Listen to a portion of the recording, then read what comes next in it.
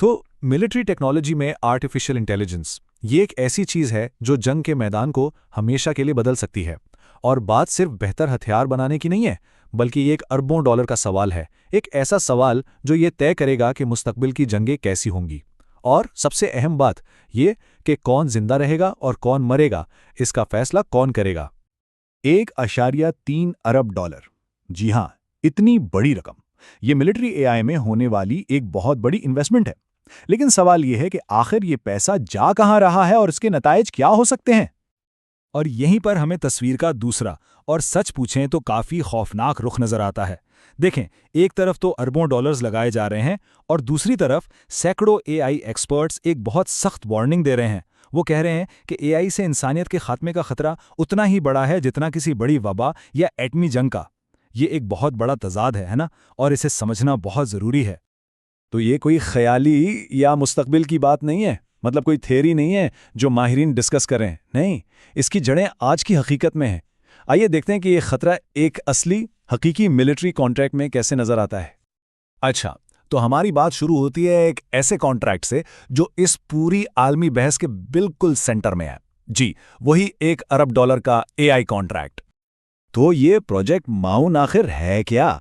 जरा सोचें कि हजारों घंटों की ड्रोन फुटेज है और उसमें से किसी खास चीज या शख्स को ढूंढना है। प्रोजेक्ट माउन बिल्कुल यही काम करता है, लेकिन ऑटोमेटिकली। ये इंसानों से कहीं ज्यादा तेजी से और ज्यादा एक्यूरेसी के साथ टारगेट्स का पता लगा लेता है। और ये समझने की जरूरत है कि ये कोई छोटा मोटा तजुर्बा नहीं है। ये टेक्नोलॉजी बहुत तेजी से फैल रही है। आप देखें, सिर्फ कुछ महीनों में इसके यूजर्स की तादाद डबल से भी ज्यादा हो गई है। इससे साफ जाहिर है कि इसकी डिमांड कितनी बढ़ रही है और कितनी तेजी से इसे मिलिट्री ऑपरेशंस का हिस्सा बनाया जा रहा है। ठीक है, तो ये सिस्टम टारगेट्स की पहचान करता है, तो फिर इसमें इतना बड़ा मसला क्या है? ये सिर्फ एक एडवांस तज्जियाती टूल क्यों नहीं हो सकता? वजह यह है कि टारगेट की पहचान करना किसी खुद मुख्तार यानी ऑटोनॉमस हथियार बनाने की तरफ पहला कदम है। और बस यहीं से ये बहस असल में शुरू होती है और बहुत संजीदा हो जाती है।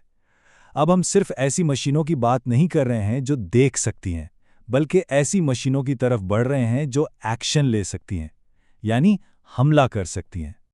इन्हें कहते हैं लीथल ऑटोनॉमस वेपन्स या लॉज, आम जबान में किलर रोबोट्स। ये ऐसे हथियार हैं जो खुद फैसला करते हैं कि कब, कहां और किस पर हमला करना है, और ये सब कुछ होता है बगैर किसी इंसान के बराए रास्त कंट्रोल के। और ये कोई साइंस फिक्शन फिल्म की कहानी नहीं है, ये एक हकीकी टेक्नोलॉजिकल पॉसिबिलिटी है। देखें, पूरी बहस का जो मरकज है ना, वो ये है। एक तरफ तो वो सिस्टम है जहां फाइनल फैसला एक इंसान करता है, यानी वो हाँ या नहीं का बटन दबाता है, उसे कहते हैं ह्यूमन इन द लूप। और दूसरी तरफ एक ऐसा सिस्टम है जहां मशीन खुद जिंदगी और मौत का फैसला करती है, यानी human out of the loop. ये सिर्फ एक टेक्निकल अपग्रेड नहीं, ये एक बहुत ही गहरी अखलाकी तब्दीली है। और इस तब्दीली पर दुनिया के बड़े लीडर्स का मौक़िफ़ बिल्कुल साफ है। अक़वाम मुत्तहिदा के सेक्रेटरी जनरल एंटोनियो गुटेरेस ने इन हथियारों को अखलाकी तौर पर काबिल नफ़रत और सियासी तौर पर नाकाबिल कबूल कहा है। इनके ये अल्फाज इस मामले की संगीनी को वाज़े करते हैं। अब जरा इस बहस को एक कदम और आगे लेकर चलते हैं, एक ज्यादा बड़े और गहरे सवाल की तरफ। क्या आर्टिफिशियल इंटेलिजेंस खुद इंसानियत के वजूद के लिए एक खतरा बन सकती है? और सच तो ये है कि ये डर कोई आज का नहीं है। अगर हम इस टाइमलाइन को देखें तो कंप्यूटर साइंस के बानी जैसे एलन ट्यूरिंग भी इस खतरे के बारे में खबरदार कर चुके थे।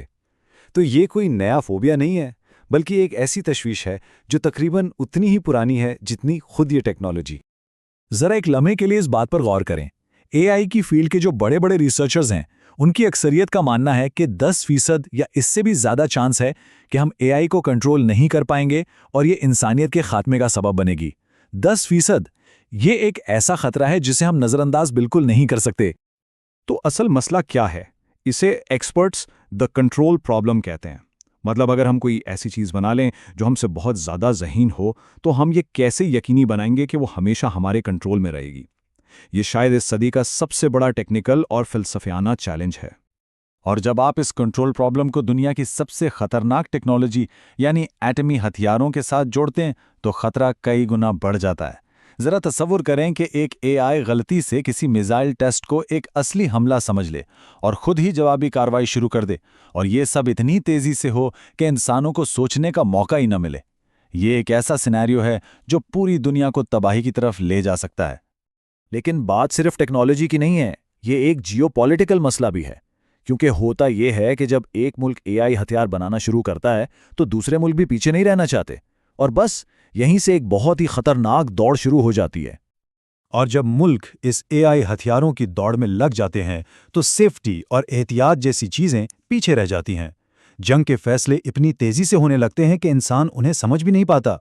اس سے غلطیوں کا، غلط فہمیوں کا اور اچانک جنگ چھڑ جانے کا خطرہ بہت بہت بڑھ جاتا ہے۔ یہ ایک ایسی دوڑ ہے جس میں آخر میں کوئی نہیں جیتے گا۔ لیکن اچھی خبر یہ ہے کہ اس دوڑ کو روکنے کے لیے ایک عالمی کوشش بھی ہو رہی ہے، ایک ایسی تحریک جو ان خطرات کو کنٹرول میں لانے کے لیے کام کر رہی ہے۔ اس کوشش میں سب سے آگے ہے the campaign to stop killer robots. یہ مہم 2013 میں شروع ہوئی تھی اور تب سے ایک نئی بین الاقوامی ٹریٹی یا معاہدے کے لیے دنیا بھر میں کوششیں کر رہی ہے۔ ان کے مطالبات بالکل صاف اور سیدھے ہیں۔